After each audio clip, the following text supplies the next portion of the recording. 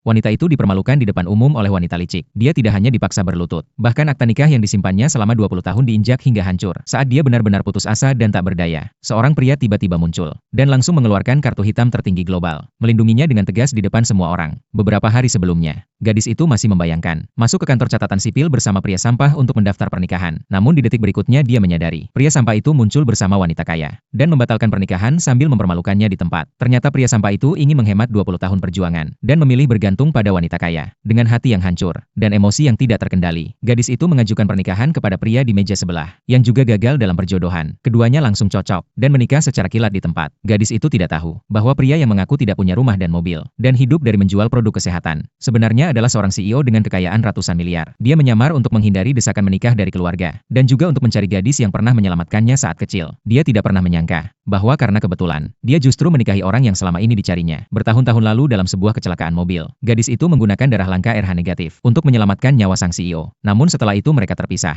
dan tidak pernah saling mengenali lagi. Tanpa mengetahui kebenaran, gadis itu selalu mengira dirinya menikah dengan pria miskin. Rekan kerja di perusahaan sering mengejeknya. Suatu hari CEO itu datang menjemput gadis itu dengan mobil mewah bernilai puluhan miliar. Pemandangan itu mengejutkan semua orang. Untuk terus menyembunyikan identitasnya, CEO itu menjelaskan bahwa dirinya hanya pengawal bos dan mobil mewah serta mawar di bagasi adalah barang yang dibuang oleh bos. Gadis itu mempercayainya dan justru semakin menyayanginya, membawanya pulang dan merawatnya. Dia tidak tahu bahwa CEO itu sudah benar-benar jatuh cinta padanya. Tidak lama kemudian, gadis itu menerima undangan perayaan sekolah dasar dengan penuh harapan. Dia membingkai sendiri akta nikah bergambar tangan dari masa kecil bersama CEO dan membawanya sebagai kenang-kenangan. Namun dia tidak menyangka akan bertemu wanita licik di acara itu. Wanita licik itu mengejek hadiah sederhana tersebut di depan umum. Dalam pertengkaran, dia sengaja mendorong gadis itu hingga terjatuh. Barang antik bernilai ratusan miliar hancur di aula. Setelah itu wanita licik membalikan fakta dan bekerja sama dengan orang lain untuk menuduh gadis itu sebagai pelaku. Mereka memaksa gadis itu berlutut untuk ganti rugi, bahkan menginjak dan menghancurkan di depan umum akta nikah bergambar tangan yang paling dia hargai. Saat gadis itu benar-benar putus asa, CEO itu tiba tepat waktu. Ketika melihat akta nikah yang begitu dikenalnya di tanah, dia langsung memahami segalanya. Kemudian CEO itu melindungi gadis itu di belakangnya dan mengeluarkan kartu hitam tertinggi global di depan umum. Ganti rugi 2 miliar. Bukan hanya untuk menuntut keadilan bagi istrinya,